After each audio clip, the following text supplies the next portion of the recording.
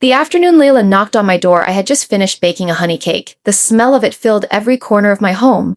Warm, golden, safe, the kind of smell that makes you believe, for a moment, that the world is exactly as gentle as it seems.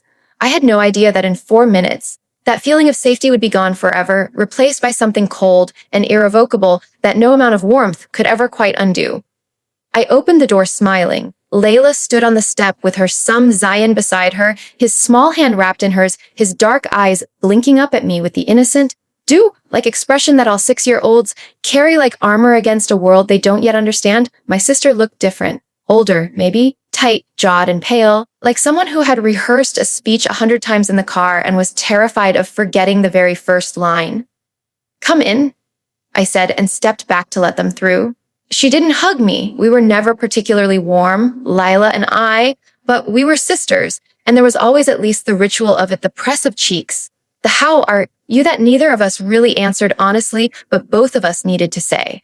Today she walked past me like I was a door attendant, settled Zayan on the sofa with her phone and a pair of earphones, and then turned to face me in the kitchen with her arms crossed tight over her chest, her jaw set like a woman bracing for impact she herself was about to cause. "I need to talk to you," she said. "About Rayyan."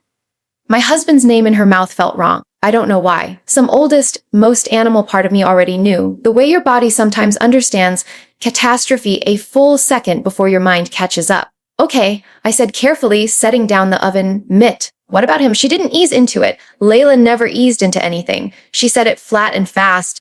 The way you rip off a plaster before the other person can flinch. Zayn is Rayyan's son. The kitchen went completely silent after that, and somewhere beneath the floor of my ordinary Thursday afternoon, the ground began to crack. Rayyan came home at 7. He looked tired in the ordinary way he always looked on Thursdays. Loosened tie, top button undone, shadows sitting quietly under his eyes like they belonged there. He kissed me on the cheek in the hallway the way he always did, and I let him, standing perfectly still, watching his face over his shoulder for something I couldn't name. A flinch. A flicker. A crack in the surface. I found nothing, which told me either he was innocent or he was very, very practiced. I had already decided I would not confront him yet. Not tonight. Not until I knew exactly what I was walking into. Layla stopped by, I said, setting dinner on the table with steady hands, my voice light and even, the voice of a woman with nothing particular on her mind. He paused, just half a second, barely enough to measure.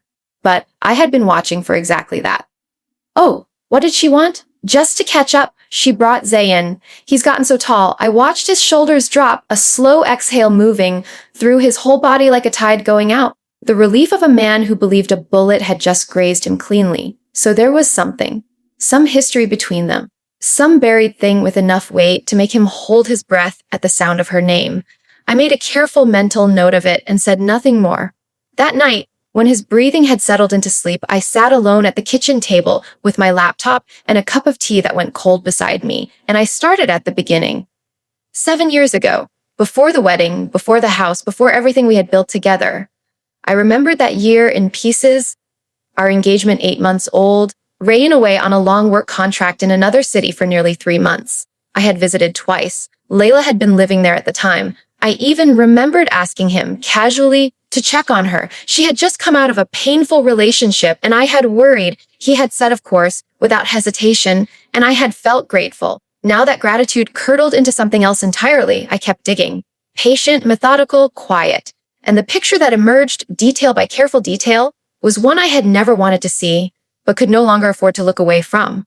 The first thing I did was call a lawyer. Not a divorce lawyer.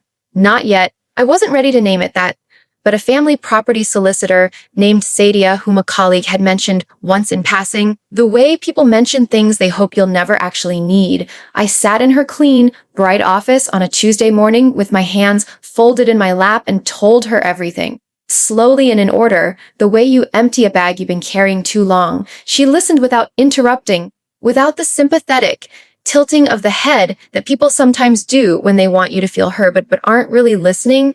And when I finished, she said, with the calm of someone who has seen every version of this story, your sister has no legal claim to your property. None. Without a court-verified biological relationship, without a formal agreement, she has nothing but a demand. And a demand is not a right. I nodded. I already knew this, somewhere deep and rational beneath all the grief. but I had needed someone with a law degree to say it out loud before I could fully believe it. The second thing I did was arrange a DNA test. This was easier than I had feared and harder than I had hoped. Easier because the clinic was discreet and professional, harder because obtaining a usable sample meant engineering a casual visit, a cup of juice, a moment when nobody was watching too closely. I hated it. I want to be honest about that. I hated the smallness of it, the way it made me feel like someone I didn't recognize. But Layla had drawn the boundaries of this battlefield herself. I was simply learning to move within them. Then came the waiting.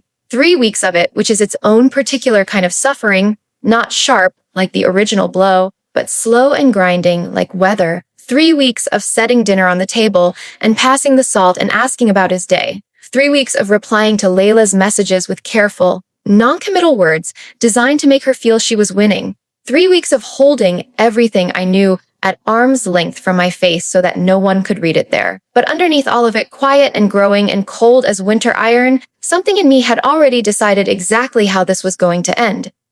Sunday arrived clear and bright, the kind of morning that feels almost indecently cheerful given what it contains. I dressed carefully, cream blouse, dark trousers, my hair pinned back, a small gold bracelet on my wrist that had been my grandmother's. I thought, like a woman who had slept well. I had actually.